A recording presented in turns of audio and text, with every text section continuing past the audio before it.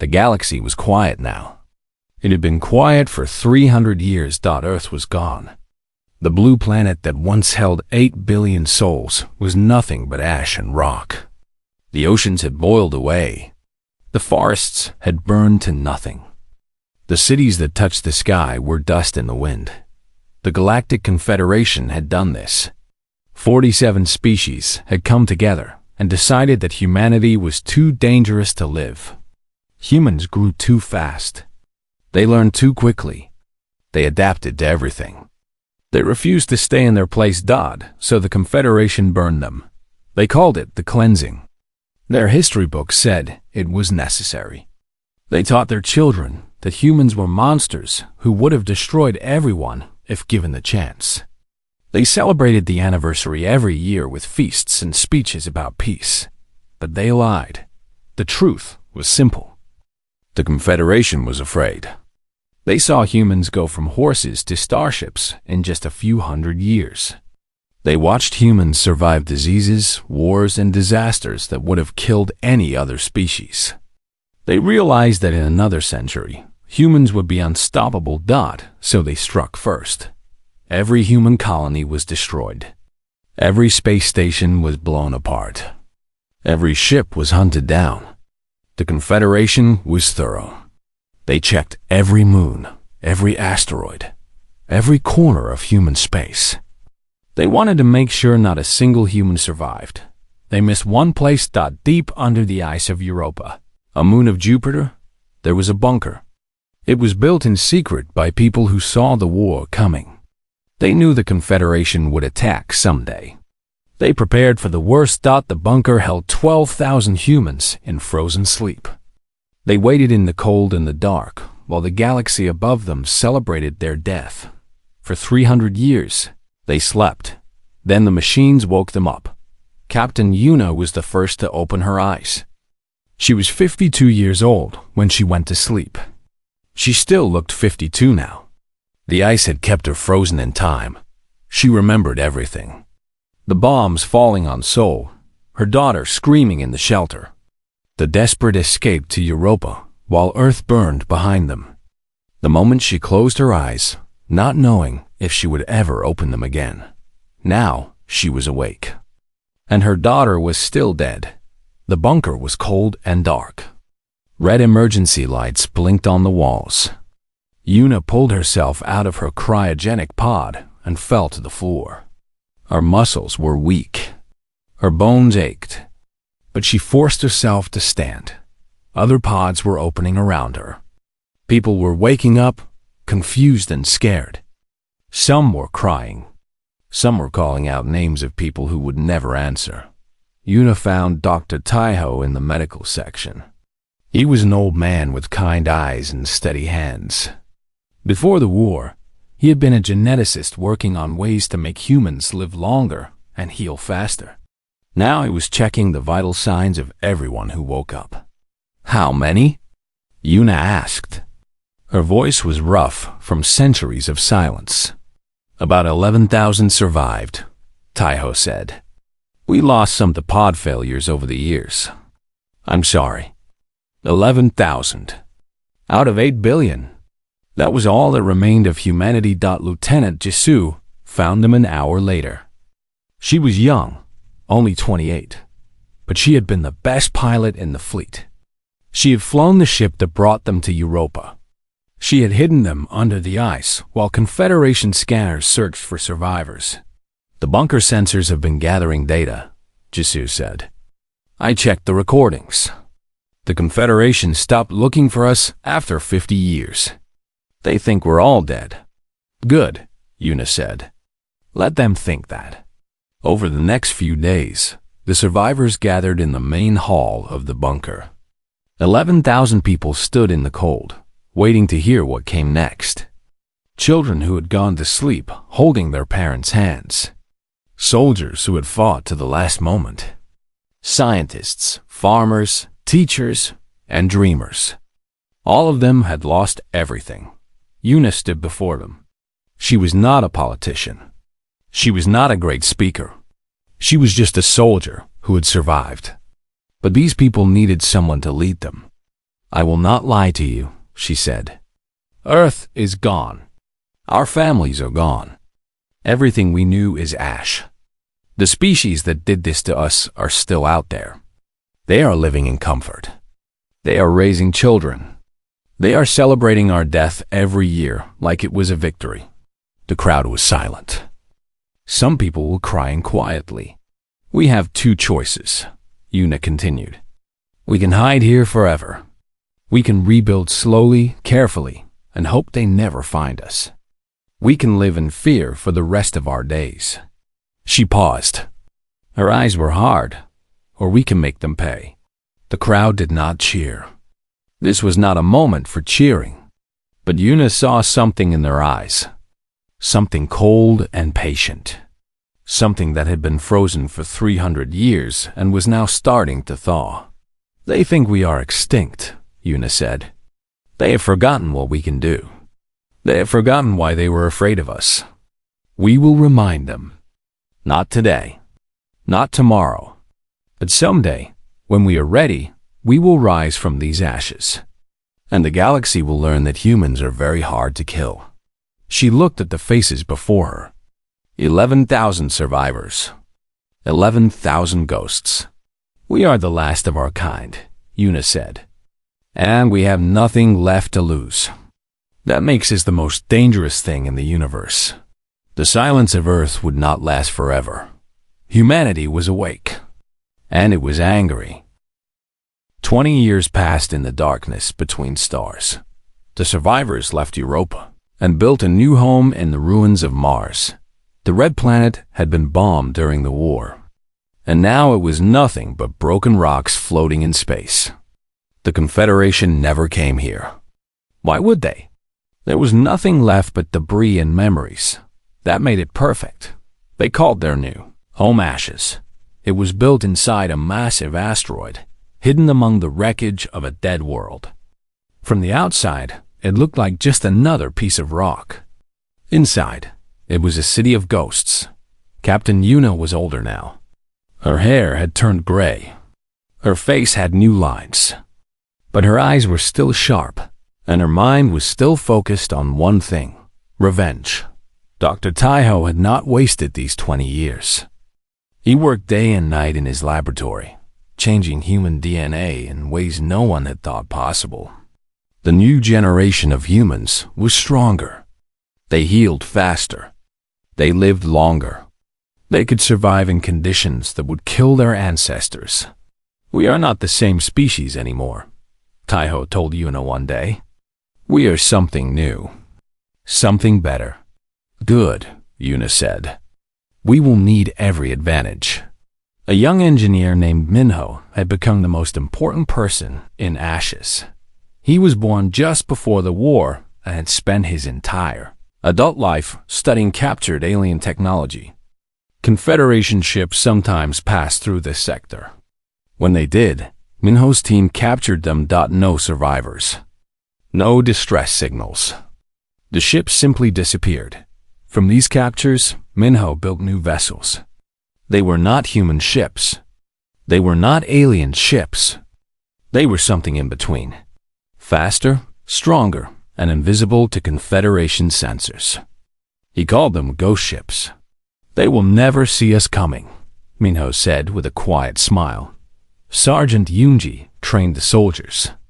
She was a hard woman with scars on her face and ice in her heart. She had lost her entire family on Earth, her husband, her 2 sons, her parents. Everyone she loved had burned in the first attack. Now, she taught the young ones how to fight. The children born in Ashes had never seen Earth. They had never felt real sunlight or breathed natural air. They knew nothing but metal walls and recycled oxygen. But they knew their history. They knew what had been taken from them. EUNG made them into weapons. You are not soldiers, she told them during training. Soldiers fight fair. Soldiers follow rules. You are ghosts. Ghosts do not fight fair. Ghosts do what is necessary. The young warriors listened. They trained until their bodies broke, then trained some more. They learned to kill silently, quickly, without mercy. They learned to disappear into shadows and strike from the dark. Meanwhile, Una sent the ghost ships out into Confederation space. They did not attack openly. They watched. They listened. They gathered information. The Confederation was vast. 47 species spread across 1,000 worlds. They had millions of ships and billions of soldiers. Humanity had 11,000 people and a few dozen vessels. Open war was suicide. So they fought a different kind of war. Confederation supply ships began to vanish. At first, it was just one or two. Then more. The ships would enter certain areas of space and never come out. No wreckage was ever found. No bodies. No explanation. Rumors spread among the Confederation. Some said it was pirates. Some said it was a black hole. Some said it was cursed space, haunted by the ghosts of dead humans. They were not entirely wrong. Admiral Varth of the Confederation Navy dismissed the reports. He was a tall creature with blue skin and cold eyes.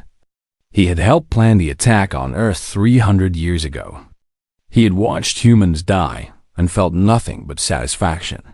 There are no ghosts, he told the Confederation Council. It is pirates, nothing more. We will find them and destroy them. But Councillor Dren was not so sure. He was old now, even by alien standards. He had also been there when the decision was made to destroy humanity. He remembered the human soldiers fighting to the end, even when there was no hope. He remembered how they refused to surrender, refused to beg, refused to break. Dren had nightmares sometimes. He dreamed of human eyes staring at him from the darkness. In ashes. Una received a report that changed everything. Lieutenant Jisoo had led a raid on a Confederation research station.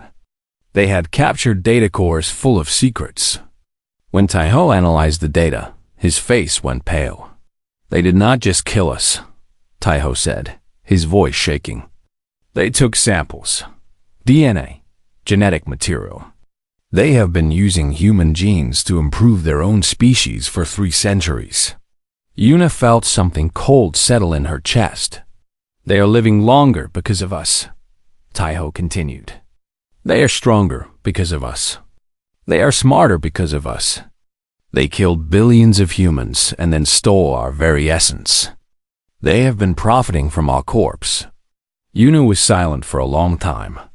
When she spoke, her voice was calm, but her words were deadly. Then we do not just defeat them. We do not just make them pay for the attack on Earth. We take back what they stole. We show the entire galaxy what kind of monsters they really are. She turned to her war council. Jisoo, Taiho, Minho, Yunji, the best of what remained of humanity. We have been ghosts long enough, Una said. It is time to remind the galaxy that ghosts can be very, very angry. The hunt was about to begin, and the Confederation had no idea what was coming. The Confederation was celebrating 300 years of peace.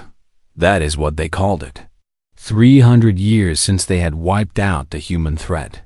300 years of safety and prosperity. Nexus Prime was the heart of the Confederation. It was a massive space station, bigger than most moons. Billions of aliens lived there. The leaders of all 47 species had gathered for the Tricentennial Peace Festival. There were speeches about unity. There were feasts that lasted for days.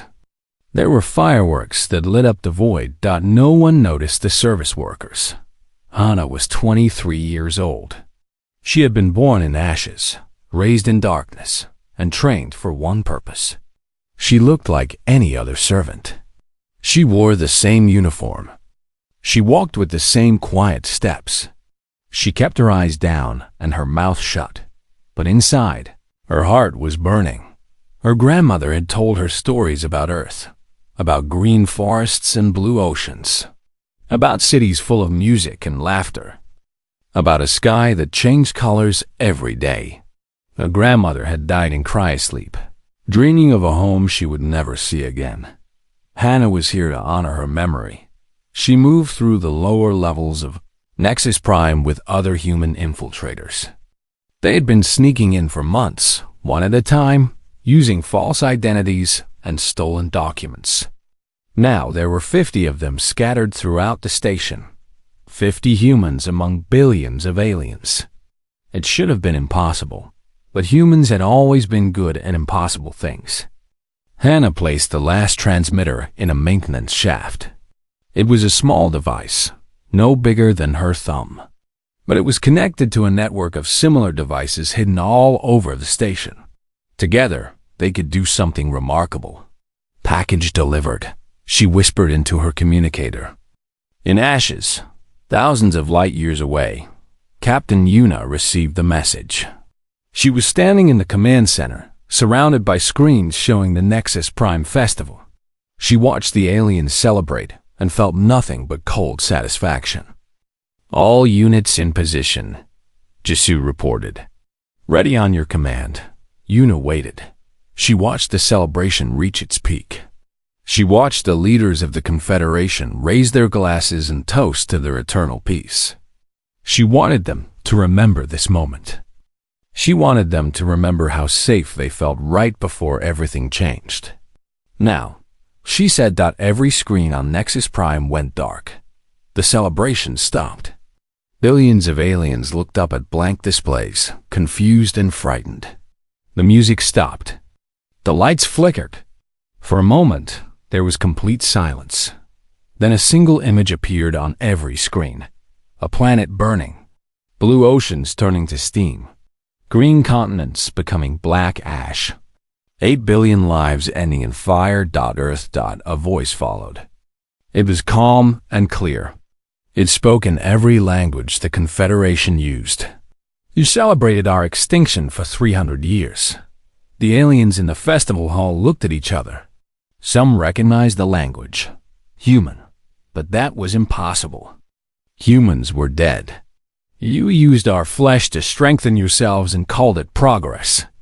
Council Adren felt his blood run cold. His old nightmares were coming true. "You erased our history and taught your children we were monsters." Admiral Varth was shouting into his communicator, demanding to know what was happening. No one had answers, but we remember what you forgot. The image of burning Earth faded. A new image appeared. A human face. An old woman with gray hair and hard eyes.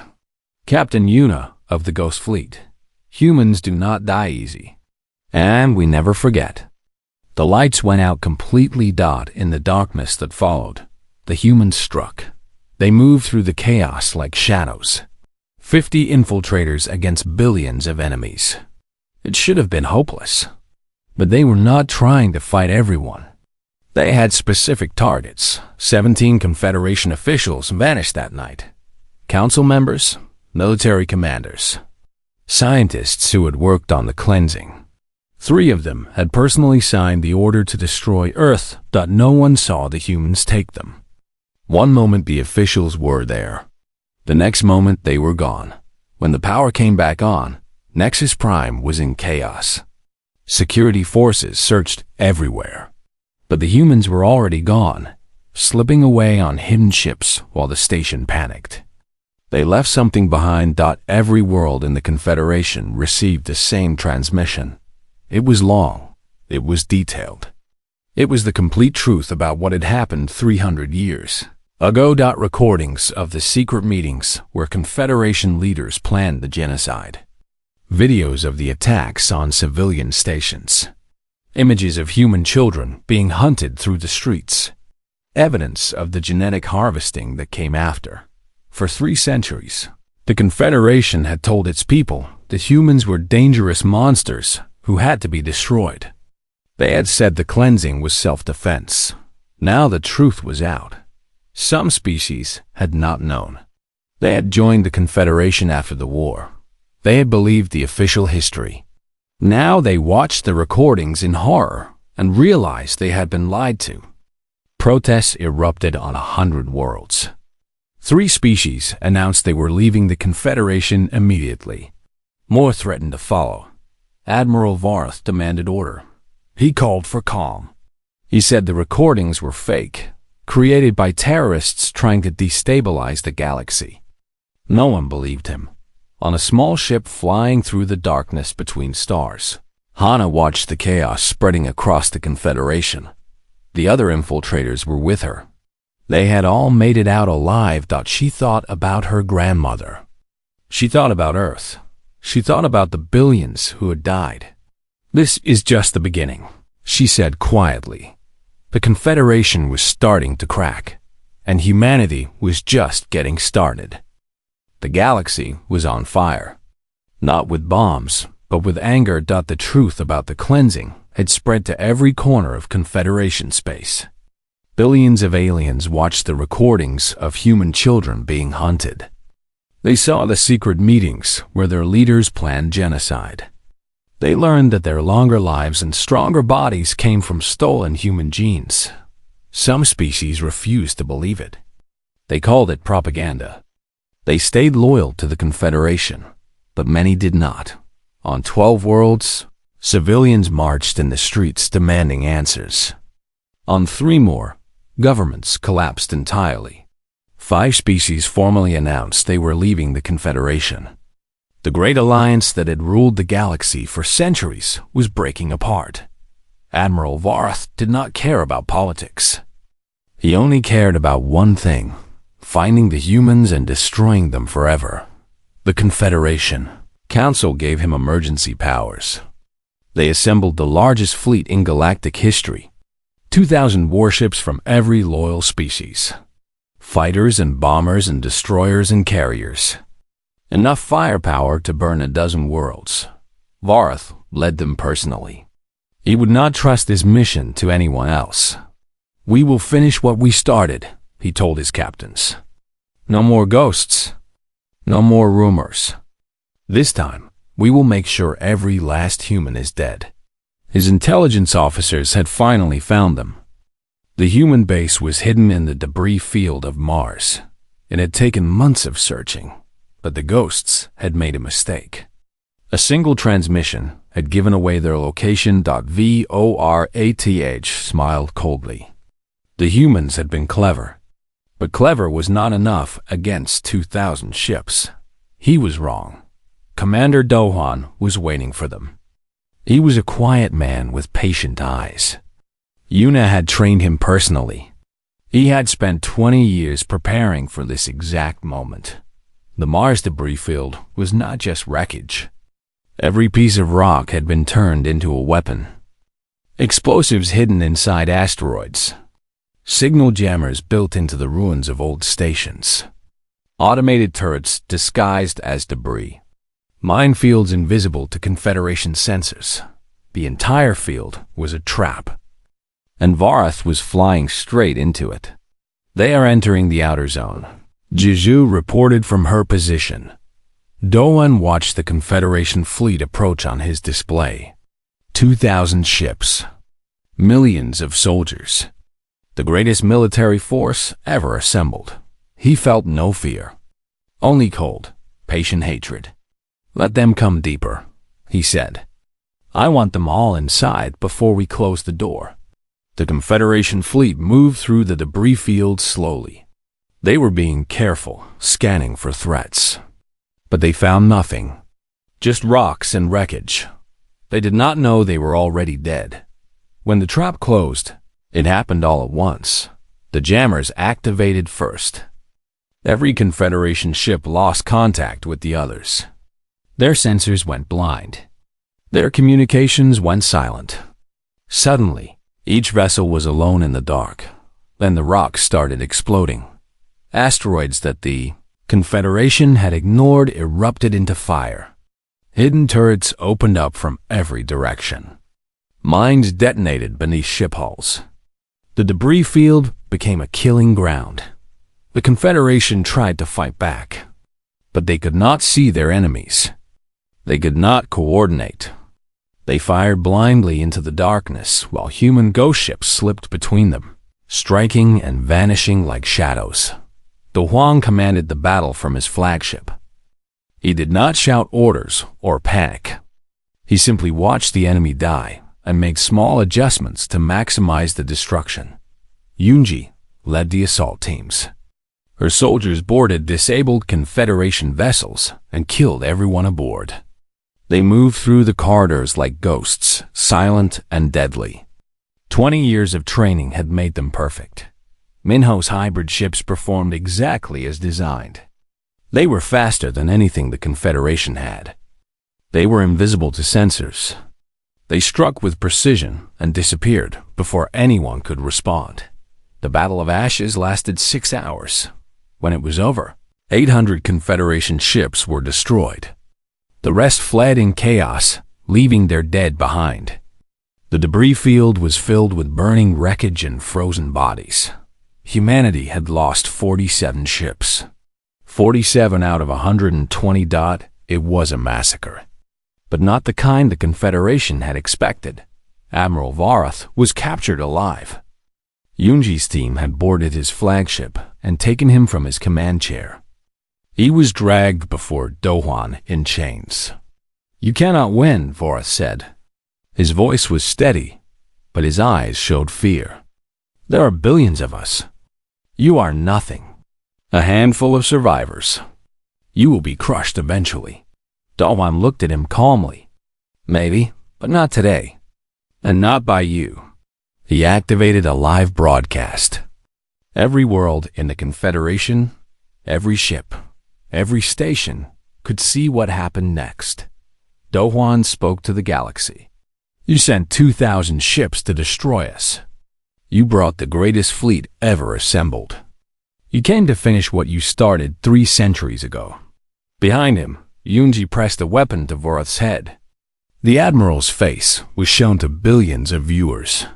"You failed," Dohwan continued. "Not because we are more numerous. Not because we are stronger. You failed because you forgot something important about humans. We do not give up. We do not surrender. And when you hurt us, we hurt you back twice as hard." Varath tried to speak, tried to beg. But before he could say a word, Yunji pulled the trigger. The broadcast went silent for a moment.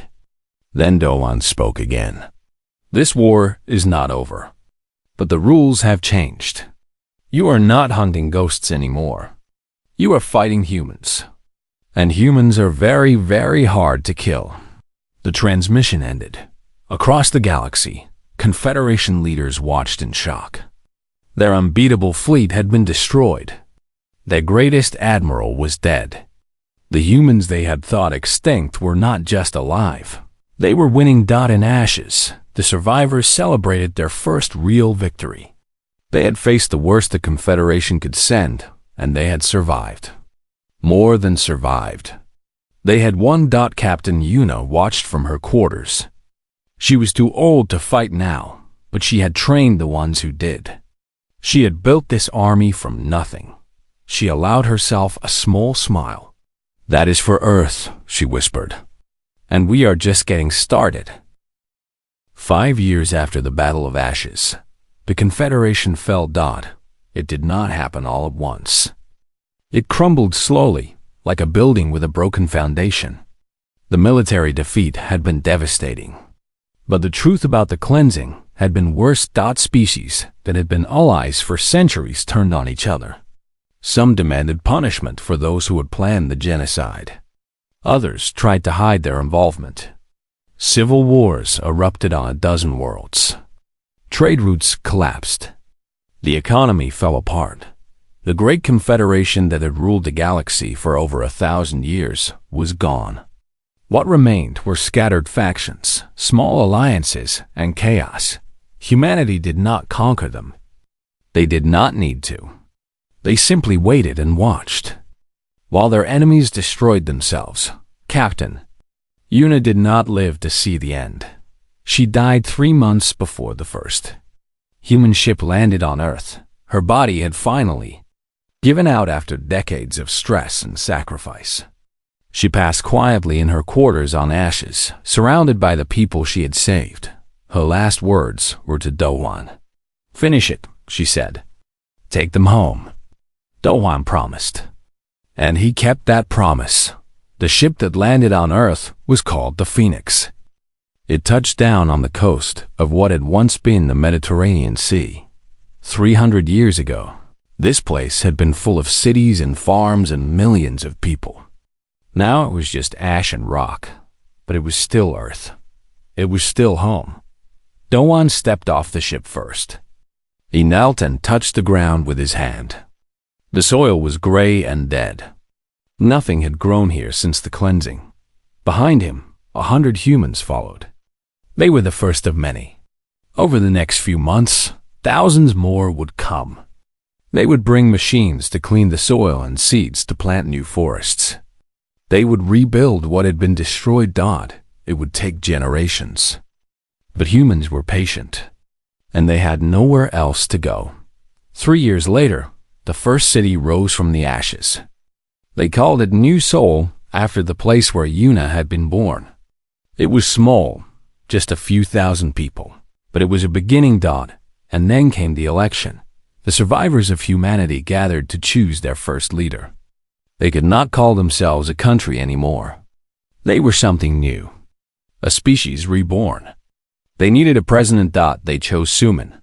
She was 42 years old. She had been born in hiding on ashes, raised in the cold darkness between stars.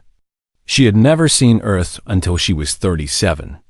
She had never felt real rain on her face until she was 38. But she had her grandmother's strength and her mother's wisdom. She had fought in the Battle of Ashes and led the rebuilding efforts after. She knew what her people needed. On the day of her inauguration, Suman stood before the memorial that had been built at the site of the old cryogenic bunker on Europa. It was a simple pillar of black stone, carved with 12,000 names. The names of everyone who had gone into frozen sleep 3 centuries ago. Some of those names belonged to people who were still alive. Many more belonged to those who had died in cryosleep or in the decades of war that followed. Yuna's name was there, carved near the top. Thousands of people had gathered for the ceremony. Humans who had survived the long darkness, but also aliens, refugees from the Confederation's collapse, species who had been horrified by the truth of the cleansing and had come to help rebuild. Suman had welcomed them all. Not everyone agreed with that decision. Some humans wanted revenge on every alien species. Some wanted to be alone forever. But Suman knew that hatred was a fire that burned the one who held it. Humanity had survived by being strong. They would thrive by being wise. She began her speech. "We were supposed to be a lesson," she said. Her voice carried across the silent crowd. An example of what happens when a species reaches too far, too fast. They wanted to teach the galaxy that ambition was dangerous, that hope was weakness, that the universe belongs only to those willing to destroy anything different from themselves. She paused, looking at the memorial behind her. They were right about one thing. We are dangerous. We are dangerous because we remember. We are dangerous because we adapt. We are dangerous because when you burn everything we love, we do not lie down and die. We come back, and we bring fire with us. The crowd listened in silence, human and alien alike. But being dangerous is not enough, Suman continued. Vengeance is not enough. We spent decades learning how to destroy. Now we must learn how to build. Not an empire. Not a weapon. A home. She gestured to the world around them. The gray soil that was slowly turning brown. The small green shoots that were beginning to appear in the replanted forests. The city in the distance, its lights glowing against the evening sky. What we build here will be remembered forever. We can build a place of fear, where we guard our wounds and wait for the next attack. Or we can build a place of hope, where we prove that even the worst tragedy can give birth to something beautiful. She looked at the aliens in the crowd, the species who had come to help. You are not our enemies, she said to them. Some of your leaders were. Some of your people were. But we do not blame children for the sins of their parents. We do not hate entire species for the crimes of a few. If you come in peace, you are welcome here.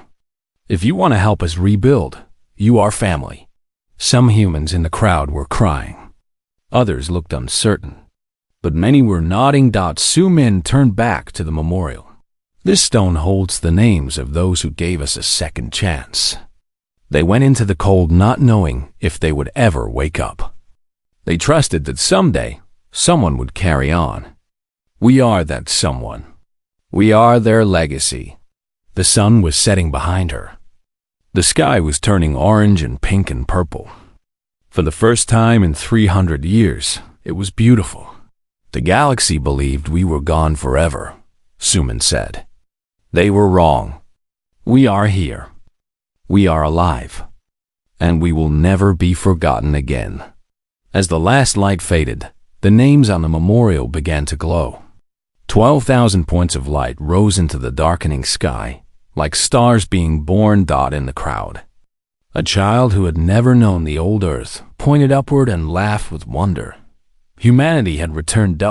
And this time, they were here to stay.